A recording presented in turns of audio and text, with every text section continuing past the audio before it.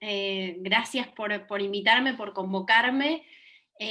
Voy a hacer una alusión personal y les pido disculpas por eso, pero este es un tema particularmente caro para mí porque viví como parte de una familia de expatriados en dos países donde vi rápidamente cómo se puede caer en una pendiente resbaladiza sin retorno, y muchas veces eso empieza con afrentas, con ataques sistemáticos a la libertad de expresión, ¿no? Yo viví 4 años en Venezuela y luego en Ecuador, donde terminé el colegio secundario.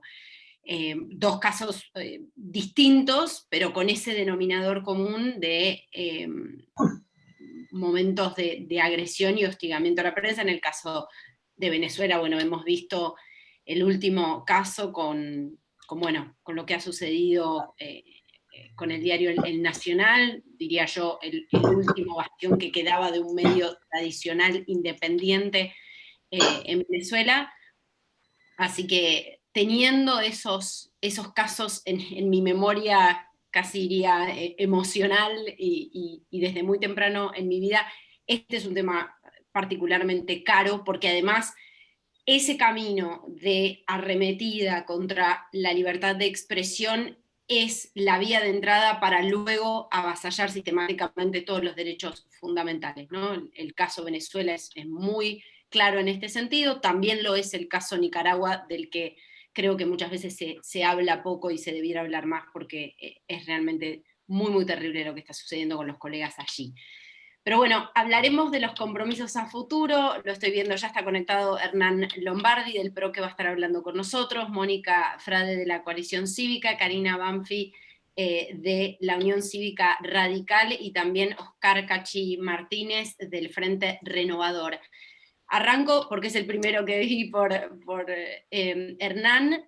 ¿Cuáles deberían ser los no negociables, los compromisos a futuro asumidos? Porque hablo de no negociables justamente porque creo que vivimos en un país que discute lo indiscutido desde hace tiempo, ¿no? Que de repente se reeditan discusiones que uno ya creía que están saldadas y nos encontramos discutiendo a veces la ley de la gravedad.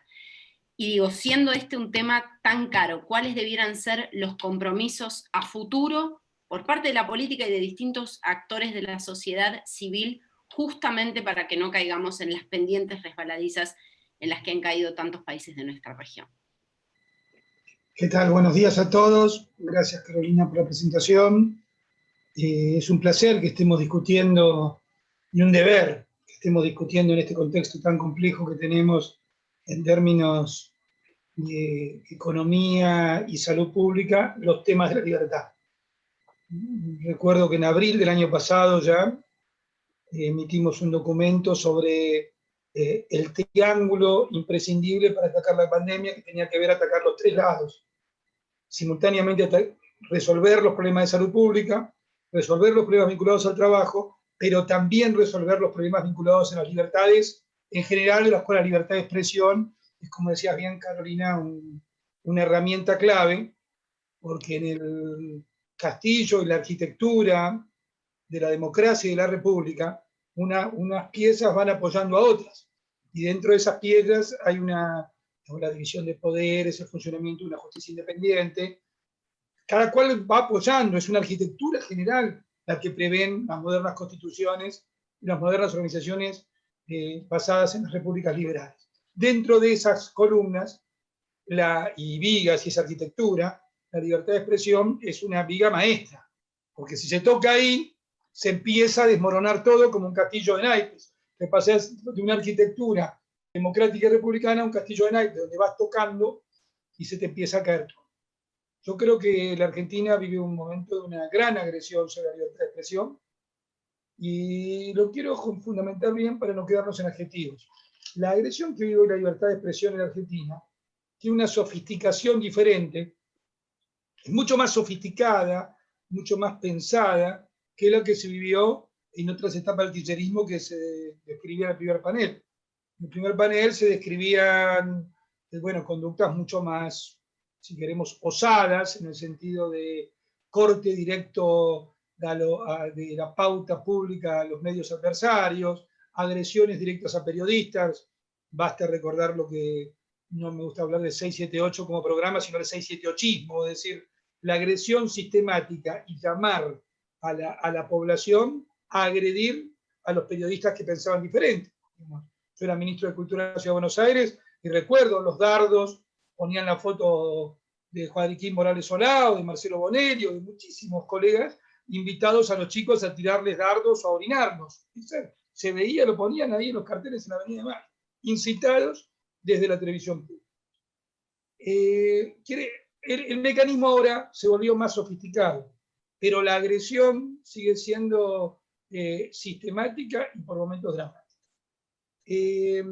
Vamos a poner esto un poquito en contexto. Empecemos por los medios públicos, que yo tuve la responsabilidad de administrar durante la gestión del presidente Macri.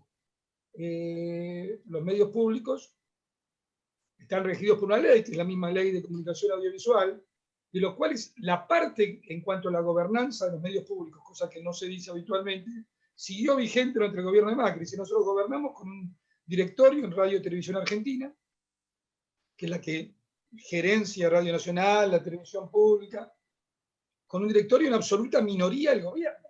Nosotros teníamos, el Ejecutivo designa 2 directores de 7, vamos, 1 por la minoría, en todo caso 3 de 7, digo, siempre fue en absoluta minoría, y eso, digamos, no nos parece un mal rasgo, al revés, nos parece que es lógico en este sistema de poderes y contrapoderes que tiene una república moderna. Y así gobernamos y buscamos consensos y funcionó, algunos dirán que mejor, otros peor, después yo voy a describir un párrafo, pero un ámbito de absoluto pluralismo. Digamos, eso a veces se ejemplifica o se pone, viste que siempre se busca el trazo grueso de la información, como que respetamos, y a mí me parece bien, lo haría de nuevo, un programa emblemático de Madre de Plaza de Mayo, pero no fue el único. Había un programa de ronda de editores que tenía una doble misión, con mejores ejemplos europeos y norteamericanos, donde los editores de todos los medios gráficos se podían expresar, digamos, desde el diario Clarín hasta La Izquierda Diario, para poner un ejemplo, y sistemáticamente eso funcionó y permitió que la libertad de expresión y el pluralismo no fuera un eslogan. Un montón de programas continuaron, evidentemente algunos de talante más opositor, y todo lo vivimos siempre con orgullo. Pero todo eso estaba basado, de nuevo, en la arquitectura, no importa, Carolina, lo que vos decías, qué es lo negociable y qué es lo no negociable, con respecto a la arquitectura de la gobernanza de Radio y Televisión Argentina. Había presente, como decía la ley, miembros de la oposición. Hoy estamos en fin de mayo, o sea, hace 17 meses que asumió la nueva administración. Los directores, representantes de la oposición, no se han integrado todavía al directorio de RTR. Gobiernan solos. Nosotros desde el primer día gobernamos con la oposición. Y esto es una grave afrenta que a veces nos cuesta explicarlo porque la gente tiene otra agenda. Evidentemente la agenda de la libertad hay que regarla todos los días como una plantita y mostrar lo importante que es. Hace 17 meses que el gobierno no cumple la ley y no integra directores de la oposición. Ahora hace un mes, 3 semanas, de nuevo, una nueva designación, pero todavía el trámite está estancado. No se giró por el Parlamento al Poder Ejecutivo. Y me animaría a decir que ya empiezan a aparecer las primeras dificultades con respecto a la designación, insisto, clave, directores de oposición a televisión. Por otra parte, simplemente basta describir que transformaron a los medios públicos en un organismo claramente gubernamental donde la oposición no tiene ningún lugar. Nosotros llevábamos sistemáticamente, Fopea lo sabe muy bien, análisis independientes, donde, por ejemplo, en noticieros, qué personajes o personalidades hablaban de los distintos sectores políticos, y siempre nos cuidamos de que fuera equilibrado. Siempre los números daban 50-50, 51-49, me refiero, como saben bien los periodistas presentes, a los invitados, porque de los invitados se regula evidentemente lo que se dice. 50-50, digamos. Oficialismo, hoy los últimos números que tenemos son de 93% son dirigentes oficialistas. Y 7% de la oposición, y eso que contamos como de la oposición, a gente que da obviamente información sanitaria. Entonces, el ministro de Salud de la Ciudad de Buenos Aires lo contamos como un dirigente que tiene talante opositor, pero no está hablando de política, sino está dando información concreta. Quiere decir que diría, para ser objetivo, prácticamente el 100% de los que hablan en la televisión pública son dirigentes oficiales. Esto va a un deterioro grande. Me refiero a la televisión pública, incluye también a lo que sucede en la Radio Nacional. Esto con respecto a los medios públicos. Con respecto a los medios privados, cuando digo la sofisticación del ataque, es más delicado cómo se hace.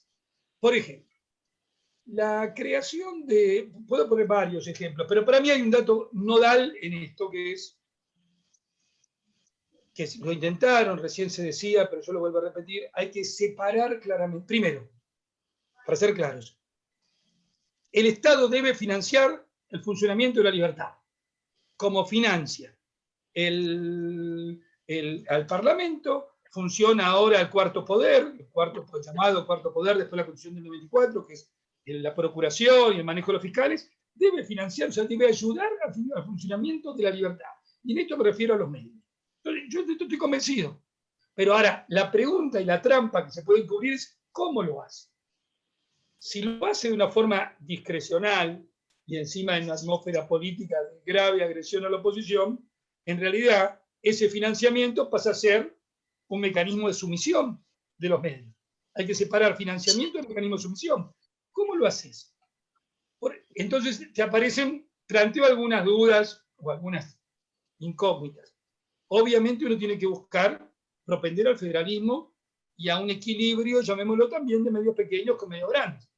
Pero si eso hace que el mecanismo los haga absolutamente dependientes del Estado, en vez de generar mayor libertad, generaste más sumisión, insisto, en medios pequeños absolutamente dependientes del Estado. Por lo tanto, el mecanismo tiene que ser transparente, no discrecional y sujeto a algún mecanismo independiente de la autoridad gubernamental. Por otra parte, siempre estaré convencido que el subsidio tiene que ser explícito y no a través de la pauta. Y tenemos que someterlo a la discusión pública, porque y la discusión pública, no sé si estamos en condiciones de hacer un debate público, no solo, digamos, de los círculos de influencia, donde los ciudadanos empoderados tienen que entender que parte de su aporte es a defender su libertad a través del subsidio. Pero eso hace el mecanismo transparente. Si eso se hace con un mecanismo que se vota un día sin saberlo bien todos, siempre se corre el riesgo de que nos salga, en vez de defender la libertad, el tiro por la culata. Un segundo mecanismo que se suele usar, y que se usa, por eso digo, la sofisticación en los ataques actuales a libertad de expresión, es la ayuda de todo tipo a generar opciones, llamámoslos, extremas en la oposición, en la pseudo-oposición. Digo, no es tan casual que permanentemente se aliente, digamos, a elementos, llamémoslo, marginales, llamémoslo, que su expresión es válida, pero es marginal, relacionar a la oposición con antivacunas, o anticuarentena, o atentados a la salud pública. En el fondo lo que se hace es alimentar posiciones extremas para desvirtuar lo que pasa en una posición seria, responsable, etc. Pero esto tiene que ver más bien con el campo, insisto, de la sofisticación de los ataques. Y no quiero dejar de decir una cuestión totalmente formalizada y brutalizada durante la cuarentena, que vamos a poner la situación exacta. Evidentemente en la cuarentena hay que tener mucha responsabilidad en la emisión de noticias. Es evidente que estamos hablando con la salud, por lo tanto la responsabilidad no está en discusión. Ahora, esa responsabilidad, que es un bien importante, es un bien público, trascendente, la responsabilidad de la transmisión de noticias en una pandemia, traducido por el clima político autoritario que se vive en la Argentina, son declaraciones brutales, como diciendo usted, le dicen al ciudadano, solamente tiene que informarse por medios estatales, porque los medios privados mienten, y esto está en boca de todos los funcionarios.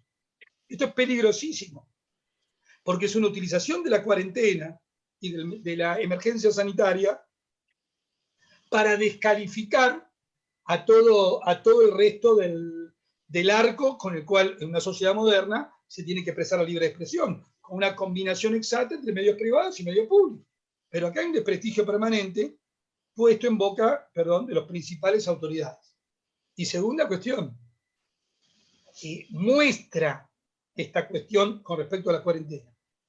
Las fake news, con las cuales todos tenemos que luchar, y hay un compromiso global de lucha contra las fake news, también hay que tener mucho cuidado, porque en Argentina buena parte de las fake news con respecto a la cuarentena y a muchos hechos las emite el mismo gobierno.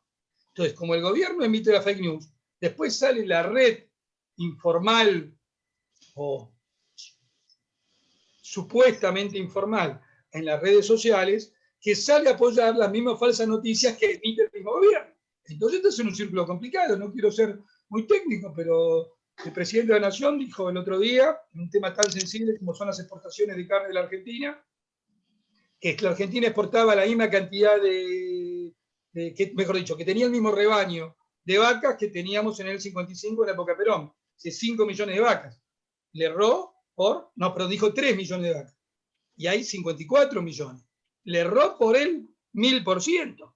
Ahora, ¿ustedes vieron a alguien que este debate se dijera? Porque la capacidad de la corrección es parte de la libertad de expresión. La capacidad de decir, acá me equivoqué o no me equivoqué. El debate sobre las vacunas es un debate muy serio. Obviamente todo el mundo no tuvo buenas predicciones sobre la cantidad de vacunas que iban a poder tener los países. Pero nuestro presidente mintió sistemáticamente y miente sistemáticamente. Y no quiero hacer de esto un ataque político. El problema es cómo juntamos con esto a la libertad. Voy a poner un segundo ejemplo para no engancharnos mucho en el debate político. Si acá hay algunos extranjeros, estamos en una cuarentena muy endurecida desde ahora hace 7 días. El presidente anunció que era por 9 días. Ya empiezan a decir, y a lo mejor tienen razón, que hay que prolongarla, porque en 9 días no se puede ver el efecto de las medidas. Mis queridos amigos, hace un año que todos sabemos que en 9 días no se podía ver el efecto de las medidas. No es ninguna novedad, nadie puede ponerse cara de sorprendido. ¿Se entiende? Cuando tomaste la medida ya sabías que en 9 días no ibas a ver los resultados. Entonces, ¿cómo es la reacción de la opinión pública y de la prensa independiente frente a esta situación? Se le complica mucho. Yo veo habitualmente, además es parte de mi trabajo, ver las opiniones. Cuando la opinión y la fake news por parte del gobierno son tan brutales, hasta para buscar un centro se hace complicado, es decir, para buscar una ecuanimidad, porque la opinión es brutal, entonces te obliga, y esto a mí me parece que es parte de nuevo de lo sistemático del ataque a la libertad, obliga a que lo que uno dice como posiciones sensatas parecen extremas. El esfuerzo que se hace por todo el periodismo independiente para no aparecer como, llamémoslo, como un ataque sistemático, pero es muy difícil porque el extremo lo tiene el gobierno. Entonces, sintetizando, la actual ataque a la libertad de expresión se ha vuelto totalmente sofisticada. No son las mismas formas que había antes, pero el objetivo sigue siendo el mismo. No se hace, voy a poner un último ejemplo, porque hay ejemplos que son tan indignantes. Se creó un nuevo canal de televisión, se llama IP. Lo conocen, se creó, a lo mejor de acuerdo y está muy bien, a la ideología del grupo, que es propietario, se anunció el 17 de octubre del año pasado. Yo tuve, y hecho, legítimo. Lo que no es legítimo, y nadie lo dice porque estamos poco preocupados por la libertad, es que se difunde por la televisión digital argentina, que le permite llegar a un montón de lugares.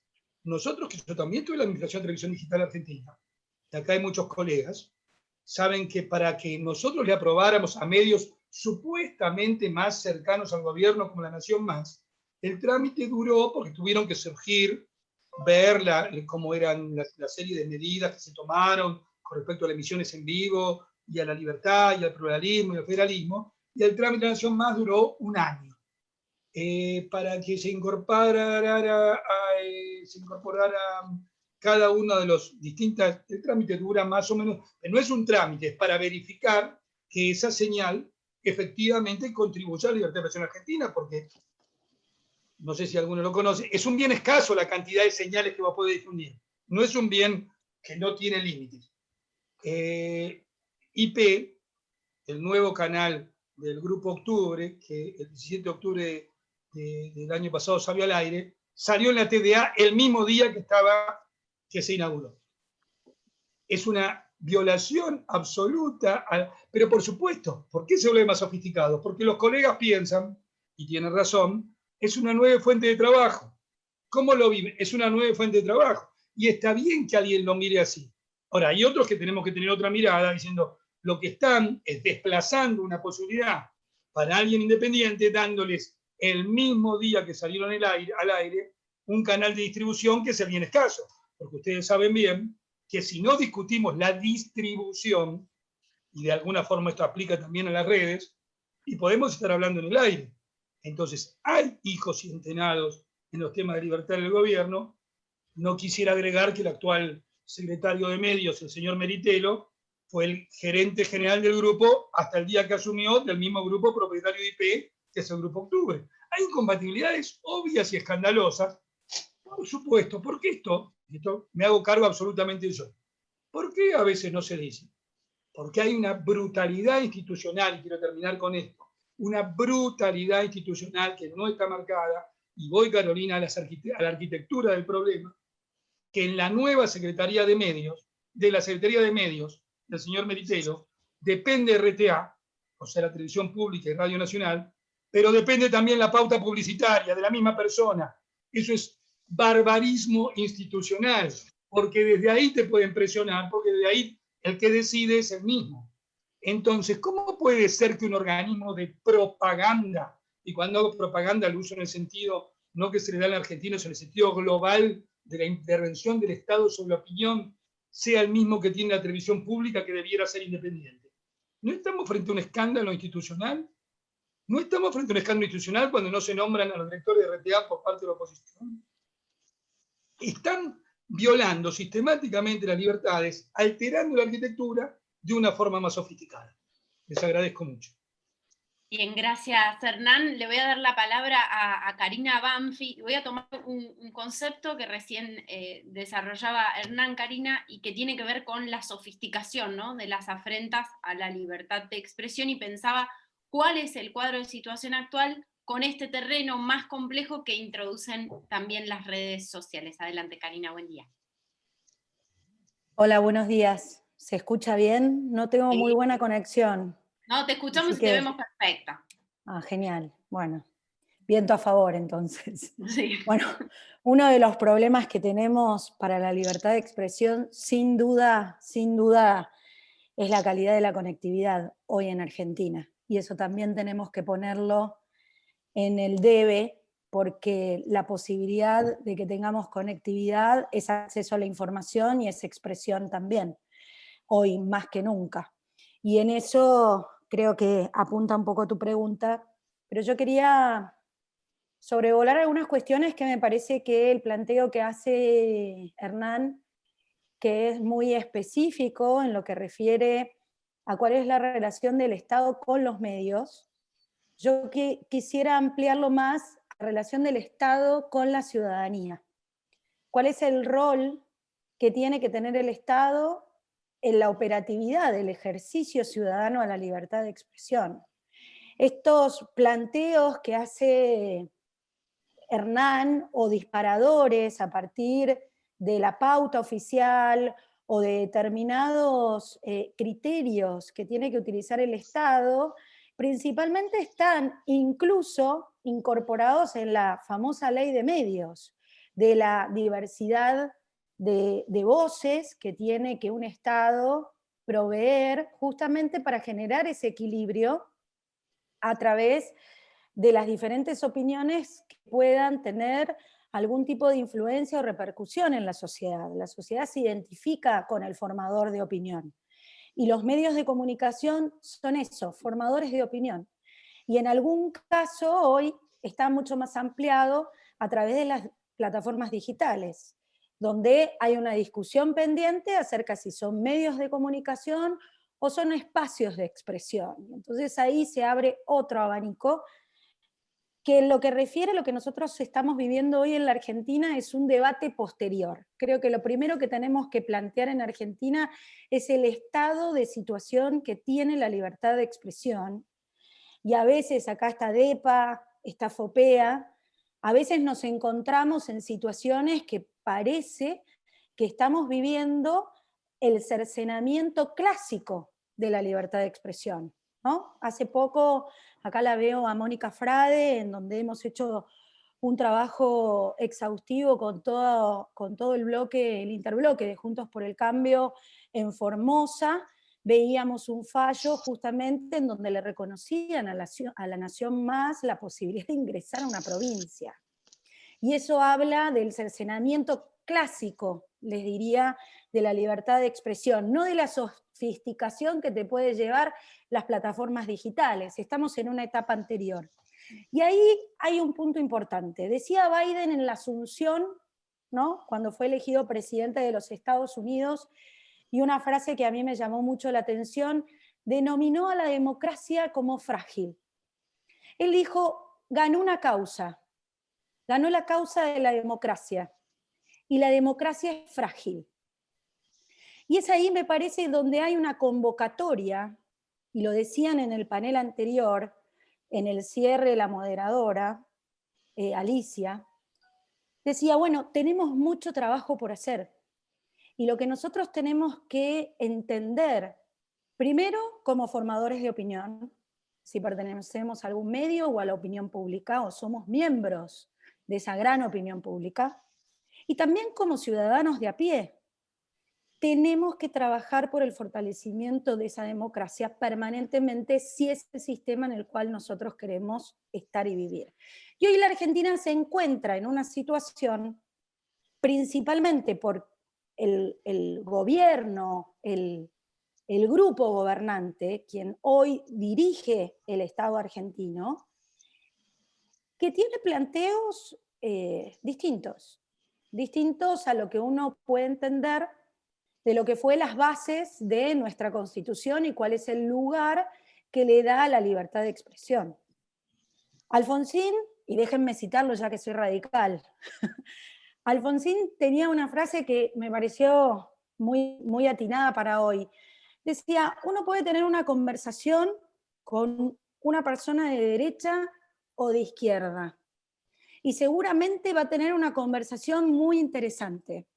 Ahora, si tiene una conversación con un populista, esa discusión le va a contestar el populista con eslogans, con demagogia, con voluntarismo, y entonces la conversación, él decía, usaba esta palabra, se va a volver ramplona, se va a volver vulgar, tosca, un sinsentido.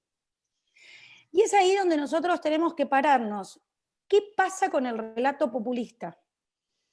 El relato populista necesita fundamentalmente del dominio de la expresión. Necesita dominar la escena política a través de los medios de comunicación. Decía Carolina, y yo me acordaba, tuve la posibilidad de trabajar en la Organización de los Estados Americanos, y eso me llevó a trabajar libertad de expresión en todas las Américas, y trabajé mucho en Venezuela. Mi primer caso en Venezuela fue cuando en el 2006 Chávez se llevó puesto RCTV, una señal de televisión histórica de Venezuela, en donde, bueno, puso a toda la región en alerta, y ahí comenzó justamente este diseño populista, empezar a dominar las voces de los medios de comunicación, llevarse puestos, primero, cooptándolos, expropiándolos, manejándolos con la pauta oficial, y también hablaba de Ecuador. También pasó en Ecuador con Correa y El Universo. Fue un escándalo regional. Esos fueron algunos avisos, fueron avisos que van llevando a la región y que lo que muestran es un modelo de cómo opera el populismo sobre el dominio de la expresión pública.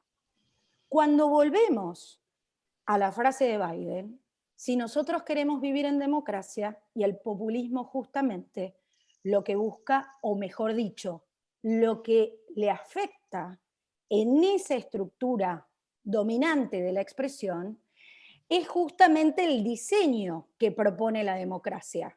¿Qué diseño propone? Lo decía Hernán, división de poderes, contralores, pesos y contrapesos, no sirve. Entonces, nosotros hoy estamos camino claramente hacia una autocracia, ¿no? Una autocracia que es un tipo de dictadura, no como las dictaduras tradicionales, pero sí de un grupo de poder que llega a través del voto popular y luego tiene que rediseñar el sistema democrático porque no le sirve.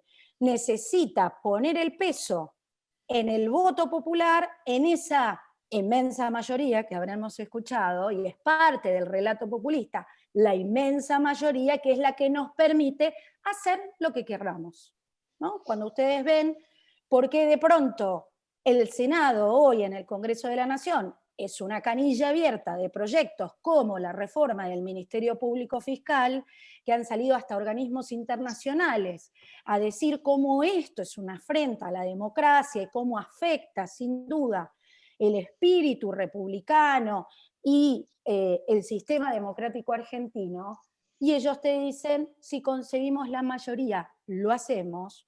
Bueno, en ese mismo sentido, creo que ahí cobra un valor fundamental cómo nosotros, que efectivamente nos consideramos profundamente democráticos, cómo nosotros, que efectivamente somos y vivimos en un marco democrático y queremos sostener esa democracia, tenemos que defenderla. Ustedes preguntarán, ¿cómo? Bueno, con la libertad de expresión. Hay algo que nosotros tenemos que hacer, nosotros los formadores de opinión y sobre todas las cosas, nosotros los tomadores de decisión, ¿no? Sea en el Congreso, sea en los gobiernos. Si efectivamente nosotros creemos en la democracia, no tenemos que tenerle miedo a la opinión. Tenemos que atravesarla. Es parte del conflicto en el cual se apoya el debate público. Y el debate público se resuelve con política. Ese es el punto que todos aquellos que trabajamos y entendemos la democracia como nuestro sistema de organización que queremos tener en una sociedad, debemos poner como pilar, como herramienta fundamental a la libertad de expresión. Yo siempre digo una frase que es, en una democracia uno puede haber momentos en donde no tenga salud, donde no tenga seguridad, donde no tenga vacunas, como hoy, y estemos con el corazón en la boca pensando que nuestros seres queridos se pueden morir. Ahora, si no tenemos libertad de expresión, nunca vamos a tener oportunidad ni de denunciar, ni de reclamar, ni de pedir, ni de negociar justamente esas otras cosas que nos sostienen y que nos ayudan a resolver nuestras vidas. Es por eso, casi les diría, hay una discusión y un debate en el Congreso permanente acerca de una distinción ideológica que la verdad yo no se las puedo plantear en este momento porque no la comprendo, en donde te llevan a un debate de que hay distintos significados de la libertad de expresión. Y que si uno tiene un significado liberal acerca de la libertad de expresión como pilar único de la democracia, sostenida casi como si estuviésemos hablando de la Constitución de los Estados Unidos, es cipayo. Y en realidad no tenemos que entrar en ese debate. Lo que nosotros tenemos que tener claro es que la libertad de expresión ciudadana es lo que nosotros tenemos que fomentar. Hoy más que nunca, el uso de las plataformas digitales nos permite y nos habilita, es parte de la decisión política que tenemos que tener de fomentar ese debate público. La política hace docencia. Si no nos gusta lo que se está debatiendo ahí, tenemos que ayudar a ese ordenamiento de esa anarquía, de esa conversación anárquica que hoy se mantienen en las redes sociales. Debemos autorregularnos los funcionarios públicos, tenemos que mostrar cómo debemos llevar adelante un debate público y de esa manera mejorar la calidad de esa conversación pública que tenemos. Lo que no podemos hacer es pensar y seguir trabajando en cómo podemos limitar la libertad de expresión en redes sociales o la libertad de expresión ciudadana, porque nos vamos a arrepentir. Argentina no se puede dar hoy ese lujo. ¿Por qué? Porque estamos frente a un grupo que maneja el poder que obviamente está buscando otro diseño institucional de la Argentina. Y para eso necesita de la libertad de expresión.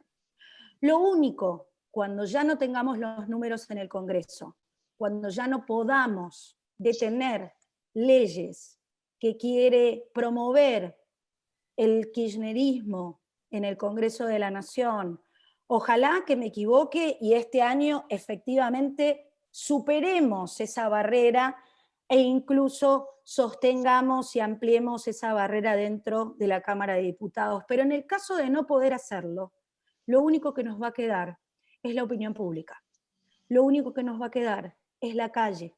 Lo que nos va a quedar es cada uno de ustedes defendiendo espalda con espalda la democracia. Y para eso vamos a necesitar la libertad de expresión. Los medios y las plataformas digitales, efectivamente, ahí hay un desafío. Hay un desafío de convivencia, de cómo pueden hacer para convivir. Y ese es el trabajo que tenemos que hacer.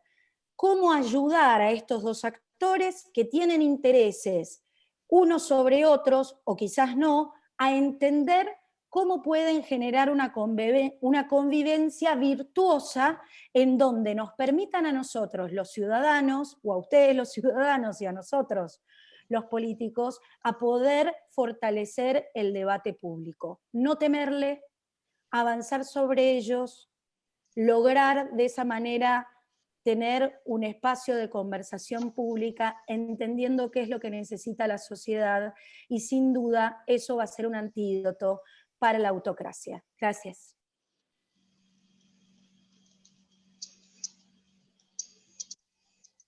Tenés el micrófono cerrado, Carolina. Y ahí va. Ahí va. Gracias, Karina. Le voy a dar la palabra a Oscar Martínez. Oscar, ¿cuál es tu mirada? ¿Cuál es el cuadro de situación? Bueno, en primer lugar voy a agradecer a Cobercón y a Bases Republicanas por esta invitación, y bueno, a todos y cada uno de los panelistas y moderadores, ¿no?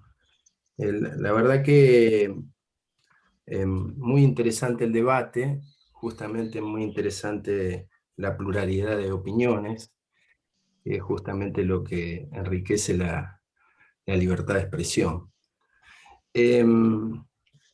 Yo voy a para ser claro, decir desde dónde hablo desde el espacio del Frente Renovador, y en ese contexto quiero señalar que, bueno, para quien de alguna manera nos representa, el presidente de la Cámara de Diputados de la Nación, bueno, no hay democracia plena y sana si no hay libertad de expresión. Yo coincido con Lombardi en que es un pilar no solo de la democracia, sino también de la república, la libertad de expresión.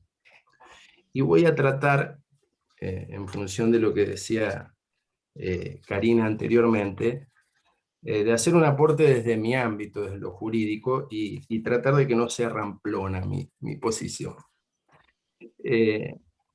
Bueno, en primer lugar, formular qué es este derecho, ¿no? Este derecho humano universal, que es el de poder bueno, expresarnos, ¿no? Poder y hacerlo y opinar libremente. Que yo pueda hablar aquí sin restricciones, qué importante. Y no ser molestado por lo que opino. Muy importante, muy importante. también de investigar y de recibir información y de acceder a la información pública. Esto se ha establecido como un derecho que se ha desarrollado en este último tiempo, en los últimos 20 años. Y bueno, creo que tiene antecedentes enormes. Creo que es muy importante, por lo menos para los que somos abogados, el antecedente, bueno, de 1948, ¿no? de la Declaración Universal de Derechos Humanos, que en realidad tiene sustento en las constituciones de los países que suscribieron justamente esa declaración, y dentro de los cuales estaba la Argentina. Fueron 60 países, y justamente se diferenció allí los países de raigambre occidental del bloque soviético, ¿no?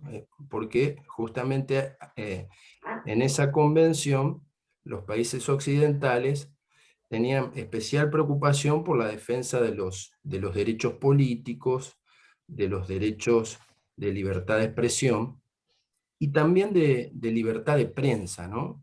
que es parte del derecho de libertad de expresión.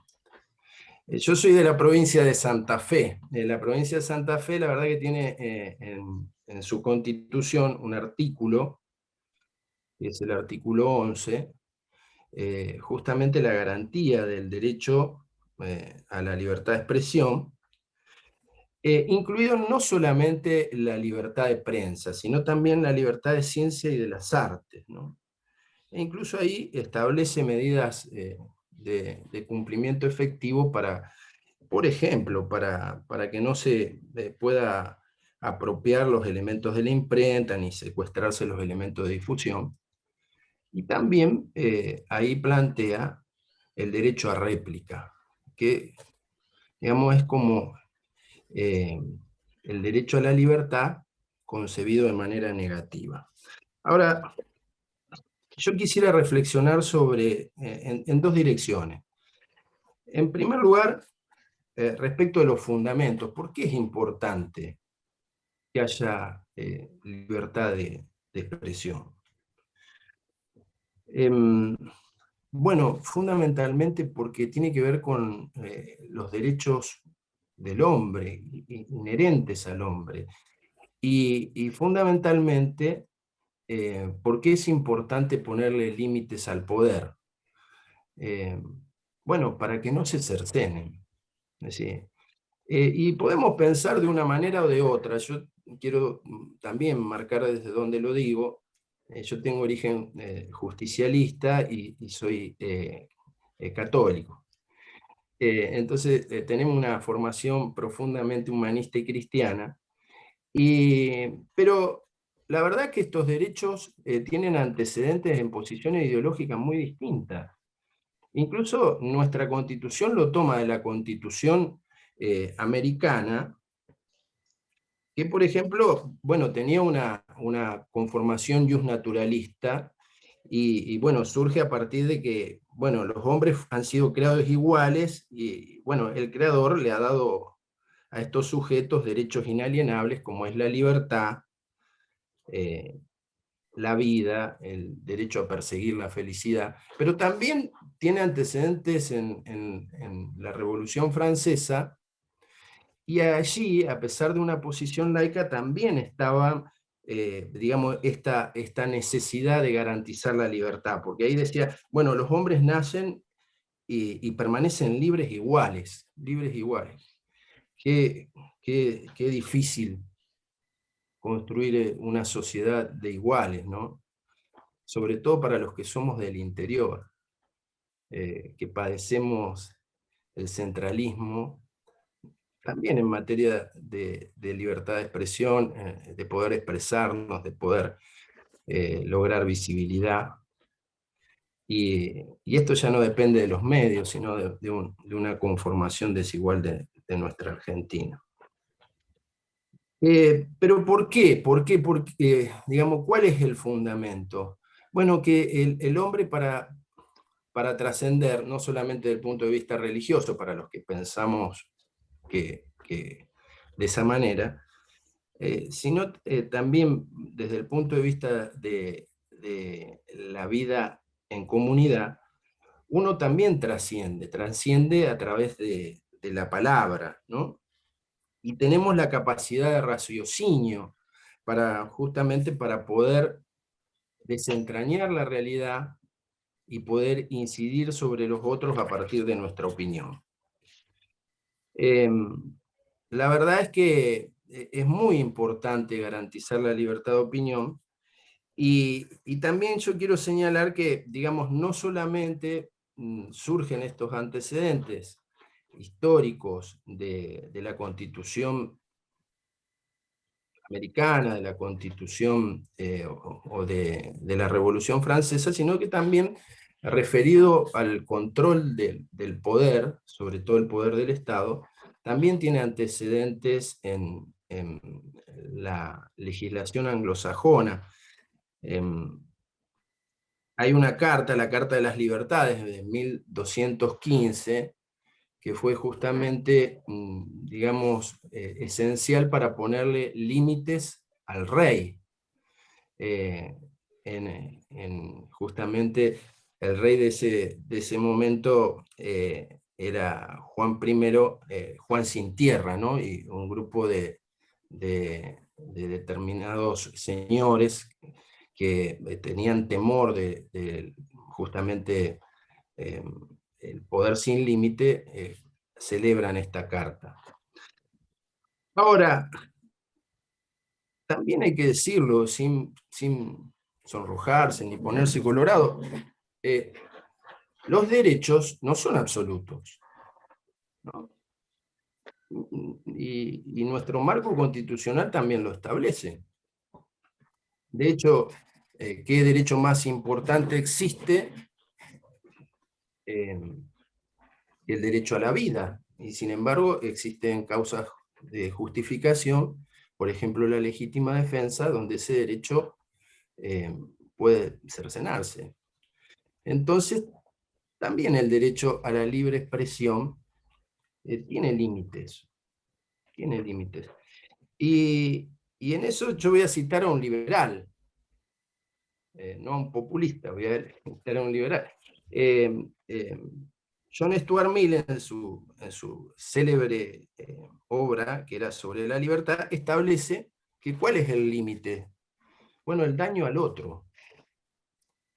Uno puede ejercer su libertad sin dañar al otro. Y esto tiene que ver con la democracia, con que podamos dialogar a pesar de que pensamos distinto, sin dañar al otro. ¿Y cómo se lo daña? A través de la calumnia o la injuria, ¿no? Ese es uno de los temas.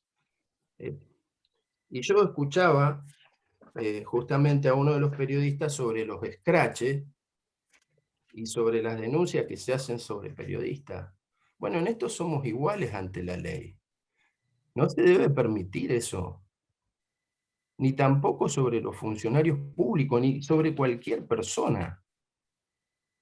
Imagínense, digamos que a una persona se le imputara un delito sin fundamentos y maliciosamente. Claramente debe tener un límite esa libertad de expresión, y debe establecerse ese límite. ¿A través de qué? A través del derecho. Por eso es muy importante la necesidad de discutir. A mí me atrae este debate, y espero de verdad que se pueda hacer con profundidad, no de manera ramplona. Voy a citar el término porque es muy simpático. Y bueno, y yo creo que hay un desafío, ¿no? La falta, hay que tratar de luchar contra la falta de veracidad, y sobre todo hay que tener posiciones fundadas. Hay nuevos desafíos de esta libertad de expresión, que es, por ejemplo, la utilización de las redes. Aquí en este debate se señaló, e incluso la captación de voluntades a través de algoritmos, y la utilización justamente de esos algoritmos y de estudios psicológicos, ¿por qué deben ser analizados, al menos si necesitan regulación? Porque lo hemos visto en el mundo, sin hablar de los ejemplos locales, porque cercenan la libertad de las personas, y nosotros lo que queremos defender es la libertad. Y bueno, yo para concluir y después abrir el debate, quería señalar dos cuestiones. Una que señaló uno de los expositores, un periodista, sobre el rol que tienen los periodistas. Yo creo realmente que es un rol fundamental en el camino de evitar la expansión de la desinformación, y también los medios de comunicación responsables, porque es custodio de la noticia, y en este mundo contemporáneo, bueno, a veces el frenesí de las noticias, o el torbellino de las primicias, ¿no? Tener una primicia, a veces genera una velocidad, y se discute sobre la necesidad de construir audiencias sin tomar en conocimiento este verdadero rol de proteger la libertad del ciudadano. Y para terminar quería citar a un coprovinciano, que la verdad que me dijo sobre este tema que admiro y respeto mucho, que es al doctor Lorenzetti, sobre palabras que él manifestó cuando fue premiado, ¿no? En 2014 él era presidente elegido por los métodos que corresponden desde el punto de vista constitucional, propuesto y aprobado por el Congreso, que decía Lorenzetti, cuando fue premiado con el Premio Nacional a la Libertad de Expresión, que hay que rescatar el valor de la palabra. Es muy interesante. La palabra por encima de la violencia, y el encuentro entre todas las palabras, ¿no? A veces nos supera el primitivismo cultural, pensando que son nuestras palabras las que valen. Y fortalecer la crítica, pero en torno a argumentos. Descalificar no es bueno como práctica social, lo haga quien lo haga. Concentrémonos en los argumentos.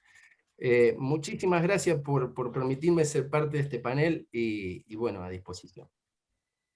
Gracias, Oscar. Vamos a darle la palabra ahora a Mónica Frade, de la Coalición Cívica. Mónica, buen día. ¿Qué tal, Carolina? Gracias. Gracias por la invitación.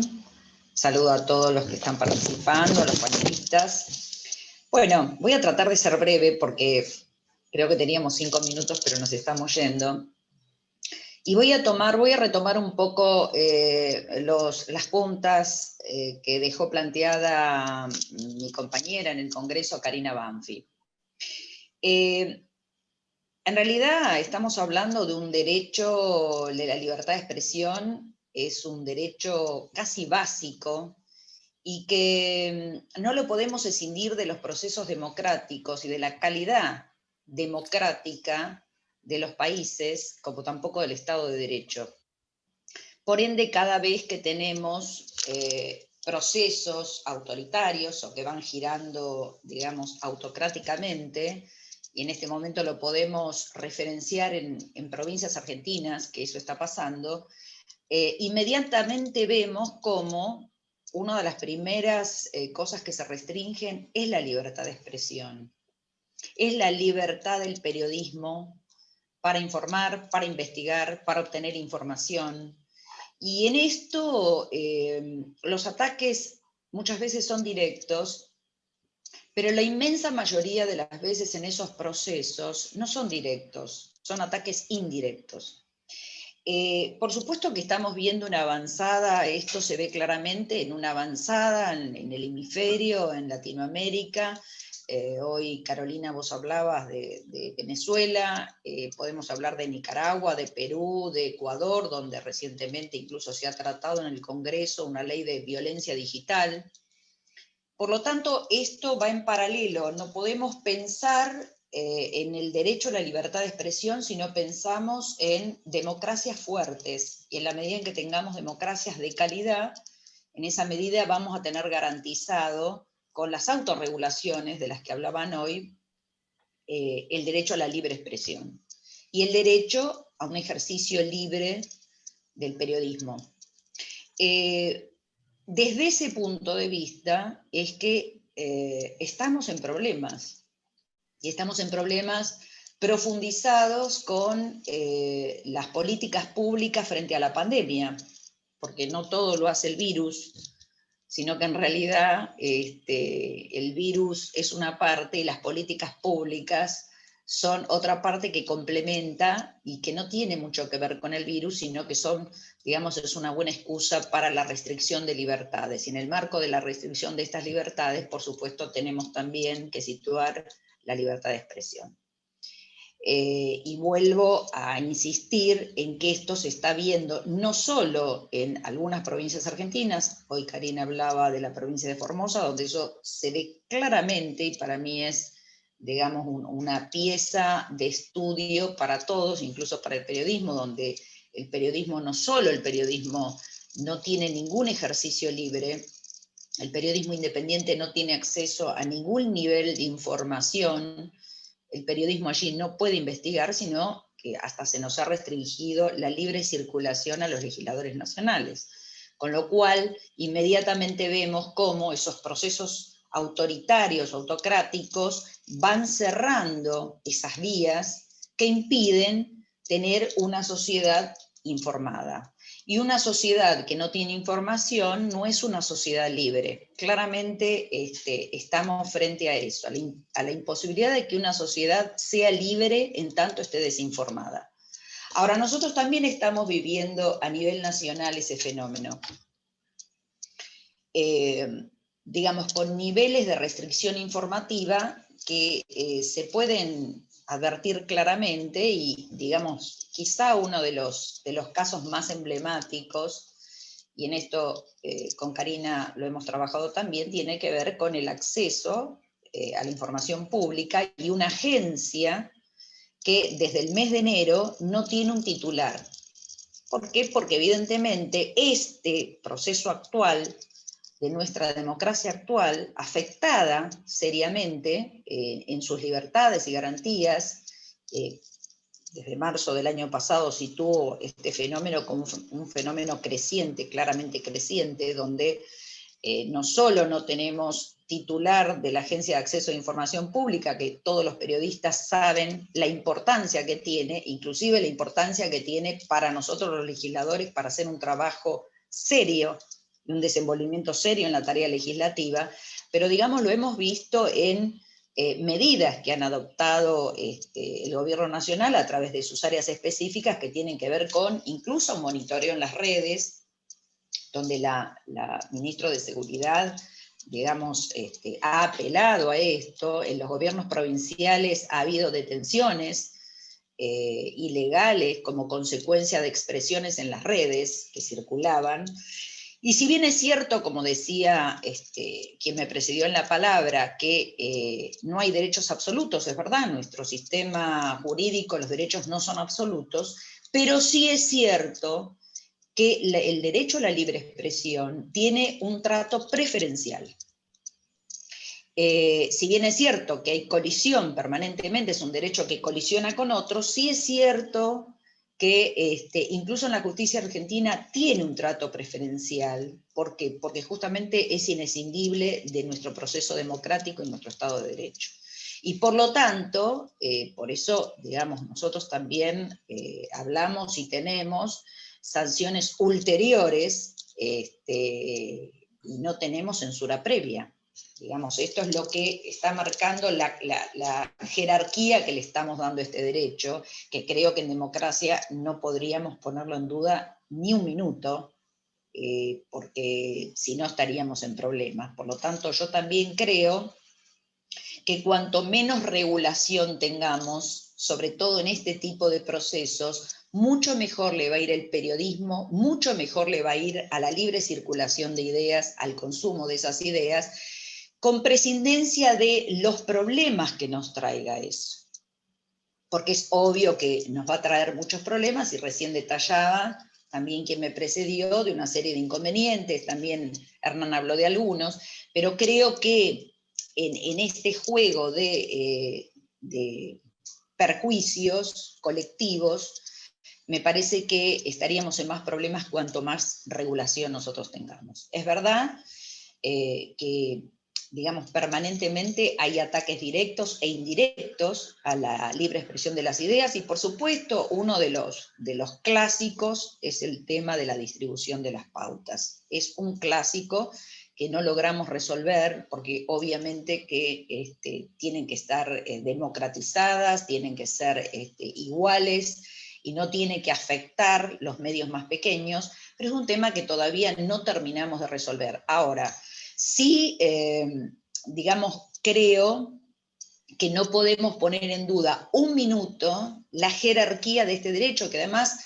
no solo tiene reconocimiento nacional, sino que tiene un reconocimiento explícito internacional, y basta consultar, digamos, todas las menciones y todos los trabajos de la Relatoría de la Comisión Interamericana de Derechos Humanos, que tiene que ver con la libertad de expresión, y vemos cómo tiene una supremacía que no ponemos en duda.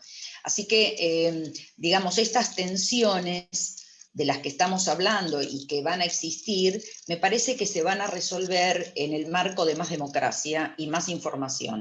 Por supuesto, no estamos en un proceso hoy en la Argentina de información que fluye. Los gobiernos en general les cuesta mucho esto es en general, pero en particular con el actual gobierno vemos una restricción muchas veces muy disimulada de la libre información, y cómo todo el tiempo están tensionando eso. Y bueno, digamos, hoy Fernando hacía referencia al incremento que tuvo que ver con, en el último año, el incremento que hubo de persecuciones y sanciones y dificultades que ha tenido el ejercicio del periodismo, y es las mismas dificultades que han tenido todos aquellos argentinos y ciudadanos, porque también este derecho tiene que ver con la formación ciudadana. Es decir, cuando estamos hablando de esto, también estamos hablando de formación ciudadana,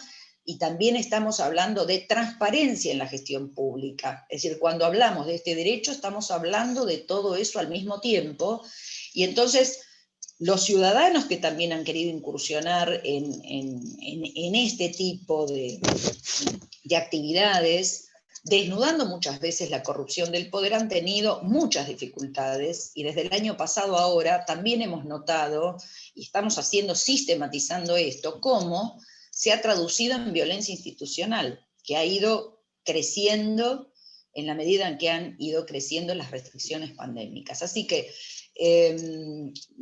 digamos, creo que, bueno, va a ser mucho más productivo el debate que se pueda suscitar a partir de ahora, pero en realidad me parece que cualquier discusión que se pueda profundizar y que tenga que ver con alguna iniciativa legislativa, por supuesto, estaremos a disposición los legisladores que estamos acá para facilitarlas, pero en mi opinión creo que deberíamos, cuanto menos regulación, mejor, porque no estamos viendo que a mayor regulación tengamos mejores resultados, y no porque yo no crea en la intervención del Estado, pero creo que hay momentos que hay que desacelerar algunas cuestiones y repensarlas en función de estas avanzadas que hay, que necesitan para poder consolidarse poca libertad de expresión. Lo vemos en Latinoamérica con mucha claridad, y entonces por eso creo que tenemos que ponernos todos la camiseta de este tema, que es muy importante. Así que gracias a todos ustedes.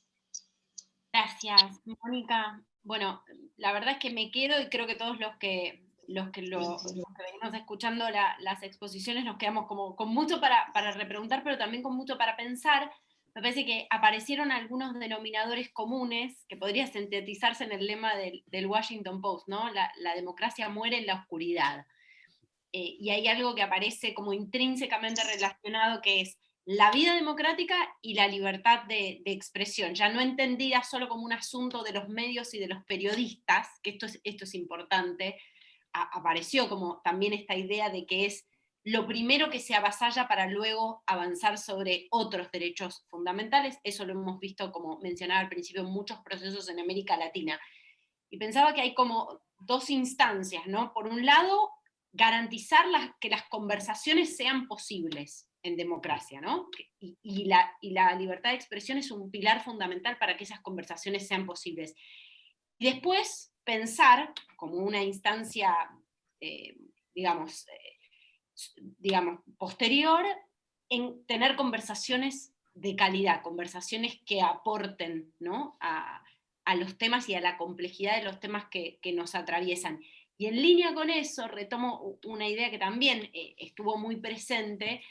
Recuerdo en el discurso de apertura de sesiones legislativas, Lacalle Pou en Uruguay dijo, bueno, que se había dado el debate en un año que había sido muy complejo, pero siempre con una misma premisa: fuerte con las ideas, suave con las personas.